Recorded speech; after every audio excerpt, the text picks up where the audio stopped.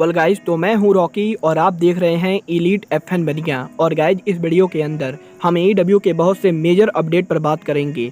Guys, AEW और NJPW के partnership के बाद अब एईडब्ल्यू जापान की biggest women wrestling company stardom के साथ पार्टनरशिप करने वाली है। तो गाइज, वहीं एनजेपीडब्ल्यू में एईडब्ल्यू के एक बहुत ही पॉपुलर सुपरस्टार का बहुत ही जल्द डेब्यू हो सकता है। और गाइज, एईडब्ल्यू के death before dishonour pay per view के लिए आरओएच रेसलिंग ने अब तक कितने टिकट सेल किए हैं, इसको लेकर मेरे पास आपके लिए मेजर अपडेट है। तो गाइज, वहीं एईडब्ल्यू रेसलिंग में जापान की एक बहुत ही बड़ी सुपरस्टार हमें बहुत ही और गाइज, एईडब्ल्यू में विल ऑस्प्रे के डेब्यू को लेकर केनी ओमेगा ने कौन सी बड़ी पॉलिटिक्स की है, इसको लेकर मेरे पास आपके लिए बड़ी अपडेट है। तो गाइज, अगर आपको ये सभी मेजर अपडेट जाननी है तो गाइज वीडियो को एंड तक जरूर देखना। और गाइज, जिन लोगों ने अब तक वीडियो को लाइक नहीं किया है गाइज, वीडियो को लाइक कर देना। बट गाइज, चलिए अब बिना किसी देरी के शुरू करते हैं इस वीडियो को। और गाइज, सबसे पहले बात करते हैं एनजेपीडब्ल्यू के लेजेंडरी सुपरस्टार हिरोशी तनाहाशी की। वेल गाइस, बात करें यहाँ पर तनाहाशी की तो गाइज, इस हफ्ते हिरोशी तनाहाशी के लेटेस्ट इंटरव्यू के अंदर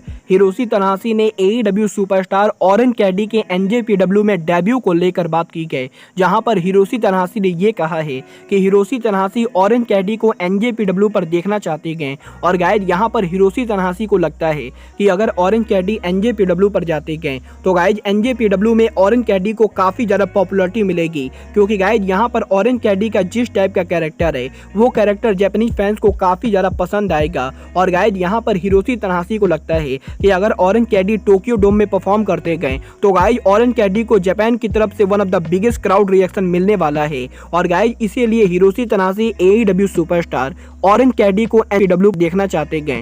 वेल गाइज, आप लोग ऑरेंज कैडी को एनजेपीडब्ल्यू में देखना चाहते हो या नहीं, आप लोग मुझे कमेंट करके बताइए। बट गाइज, चलिए फिलहाल आगे बढ़ते हैं और बात करते हैं रिंग ऑफ ऑनर रेसलिंग के अगले pay per view death before dishonour की। वेल गाइस, बात करें यहाँ पर डेथ बिफोर डिसऑनर की तो गाइस, जैसा कि आप सभी को मालूम है, आरओएच रेसलिंग 23 जुलाई को उनका पेपर व्यू कमबैक करने वाली है, जहां पर 23 जुलाई को आरओएच रेसलिंग उनका बिफोर डिसऑनर पेपर व्यू करेगी। और गाइस, बात करें यहाँ पर इस पेपर व्यू के टिकट सेल की तो गाइस, यहाँ पर कल आरओएच रेसलिंग ने फाइनली डेथ बिफोर डिसऑनर के लिए टिकट बेचना शुरू किया है, जहां पर आरओएच रेसलिंग के पहले दिन के टिकट सेल के अंदर आरओएच रेसलिंग ने काफी ज्यादा टिकट बेच दिए हैं, क्योंकि गाइस, यहाँ पर आरओएच के death before dishonour pay per view के टिकट सेल की फाइनल कैपेसिटी अभी करीबन 3350 के बराबर है, जहां पर 3350 टिकट में से आरओएच रेसलिंग ने पहले दिन के अंदर ही 2150 टिकट सोल्ड आउट कर दिए हैं। और गाइज, अब आरओएच के death before dishonour pay per view के लिए मात्र 1200 टिकट सोल्ड आउट होना बाकी है। और गाइज, मुझे इस चीज का पूरा विश्वास है कि ये 1200 टिकट भी काफी जल्दी सोल्ड आउट होने वाले हैं। और गाइज, अगर यहाँ पर ये पेपर व्यू पूरी तरह से सोल्ड आउट होता है तो गाइज, टोनी खान इस पेपर व्यू की कैपेसिटी को भी बढ़ा सकते हैं, क्योंकि गाइज, यहाँ पर जिस अरीना में ये पेपर व्यू होने वाला है उस अरीना की कैपेसिटी करीबन 6000 के बराबर है। और गाइज, इसीलिए फ्यूचर में आगे चलकर टोनी खान इस पेपर व्यू के लिए कैपेसिटी को बढ़ाने भी वाले हैं। वेल गाइज, देखना काफी ज्यादा दिलचस्प होगा कि डेथ बिफोर डिसऑनर की फाइनल कैपेसिटी कितनी होती है। बट गाइज, चलिए अब आगे बढ़ते हैं और बात करते हैं एईडब्ल्यू के वुमेन चैंपियन थंडर रोजा की। वेल गाइस, बात करें यहाँ पर थंडर रोजा की तो गाइज, अगर आप लोग को नहीं पता है तो गाइज मैं आपको बता दूं, इस हफ्ते AEW women champion thunder Rosa ने जापान की one of the biggest wrestling company TJPW पर उनका रिटर्न किया है, जहां पर जापान की one of the biggest wrestling company TJPW के ऊपर थंडर रोजा ने one of the biggest Japanese superstar Miyu Yamashita को फेस किया था। और गाइज, यहाँ पर मियो यामाशीता और थंडर रोजा के नॉन टाइटल मैच के अंदर मियो यामाशीता ने थंडर रोजा को हरा दिया है। और गाइज, मियो यामाशीता के थंडर रोजा को हराने के बाद अब मियो यामाशीता एईडब्ल्यू के वुमेन टाइटल के लिए चैलेंज करना चाहती है। और गाइज, यहाँ पर थंडर रोजा ने भी इस चीज को कंफर्म किया है कि मियो यामाशीता को एईडब्ल्यू वुमेन चैंपियनशिप मिलेगा। बट गाइज, यहाँ पर ये मैच जापान में ना होके बल्कि एईडब्ल्यू के रिंग में होने वाला है। और गाइज, यहाँ पर ये चीज कंफर्म हो चुकी है कि मियो यामाशीता अमेरिका आकर एईडब्ल्यू के अंदर थंडर रोजा को वुमेन चैंपियनशिप के लिए चैलेंज करेंगी। और गाइज, बहुत ही जल्द एईडब्ल्यू के डायनामाइट पेपर व्यू या रैम्पेज के ऊपर हमें मियो यामाशीता वर्सेस थंडर रोजा एईडब्ल्यू वुमेन चैंपियनशिप देखने को मिलेगा। वेल गाइज, देखना काफी ज्यादा दिलचस्प होगा कि एईडब्ल्यू में मियो यामाशीता का डेब्यू कब होता है। बट गाइज, बात करें यहाँ पर जापानीज रेसलिंग कंपनी की तो गाइज, अगर आप लोग को नहीं पता है तो गाइज मैं आपको बता दूं, जापान की इस समय की biggest women wrestling company NJPW के सिस्टर प्रमोशन स्टारडम रेसलिंग है। और गाइज, यहाँ पर जापान के अंदर स्टारडम रेसलिंग काफी बड़ी कंपनी है। और गाइज, इस कंपनी में काफी बड़ी बड़ी वुमेन रेसलर्स काम करते गए। और गाइज, गाइज यहीं अब AEW और स्टारडम रेसलिंग के पार्टनरशिप को लेकर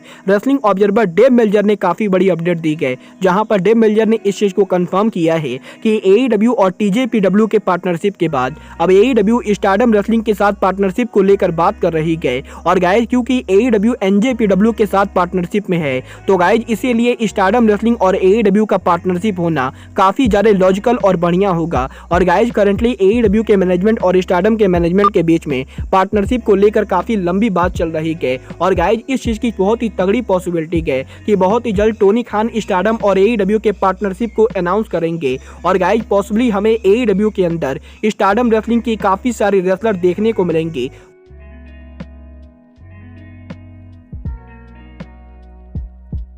वेल गाइज अगर यहाँ पर AEW और स्टारडम की पार्टनरशिप होती है तो गाइज डेफिनेटली AEW के अंदर हमें काफी बेहतरीन रेसलर देखने को मिलने वाले गए। और गाइज इस पार्टनरशिप से AEW के वुमेन डिवीजन को काफी ज्यादा फायदा होगा। बट गाइज बात करें यहाँ पर AEW और NJPW की, तो गाइज इस हफ्ते NJPW के farmer IWGP world champion will osprey ने AEW में उनके डेब्यू को लेकर काफी बड़ा एलिगेशन लगा दिया है। जहाँ पर विल ऑस्प्रे के इस इंटरव्यू के अंदर विल ऑस्प्रे ने ये कहा है कि विल ऑस्प्रे 2020 में ही AEW पर डेब्यू करने वाले थे। और गाइज आज से करीबन 1 से 1.5 साल पहले ही विल ऑस्प्रे AEW पर आने वाले थे। और गाइज यहाँ पर विल ऑस्प्रे ने AEW के बैक स्टेज पर यह सुना था कि AEW मैनेजमेंट विल ऑस्प्रे को लाना चाहती है। बट गाइज इसके बाद AEW के किसी हायर ऑफिशियल ने विल ऑस्प्रे के डेब्यू को कैंसिल कर दिया था। और गाइज AEW के किसी EVP ने विल ऑस्प्रे के डेब्यू को ब्लॉक कर दिया था। और गाइज यहाँ पर विल ऑस्प्रे का मानना है कि AEW के जिस EVP ने विल ऑस्प्रे का डेब्यू ब्लॉक किया था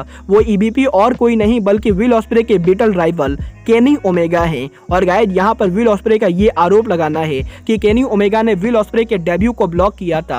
और गाइज इसीलिए जब केनी ओमेगा इंजर्ड होकर AEW से बाहर हो गए तो गाइज फाइनली टोनी खान ने विल ऑस्प्रे का डेब्यू कराया। और गाइज यहाँ पर विल ऑस्प्रे का ये मानना है कि अगर अब भी केनी ओमेगा AEW के बैक स्टेज पर काम कर रहे होते तो गाइज विल ऑस्प्रे शायद फॉरबिडन डोर पर काम नहीं करते, क्योंकि गाइज यहाँ पर केनी ओमेगा नहीं चाहते गए कि विल ऑस्प्रे AEW कंपनी में काम करे। वेल गाइज मैं यहाँ पर विल ऑस्प्रे के इस एलिगेशन से एग्री नहीं करता हूँ, क्योंकि गाइज मुझे नहीं लगता है कि केनी ओमेगा ऐसी नीच हरकत करेंगे। बट गाइज आपको क्या लगता है, केनी ओमेगा ने विल ऑस्प्रे के डेब्यू को ब्लॉक किया होगा या नहीं? आप लोग मुझे कमेंट करके बताइए। बट गाइज अब आज के इस वीडियो में बस इतना ही। मैं मिलता हूँ आपसे अपनी अगले वीडियो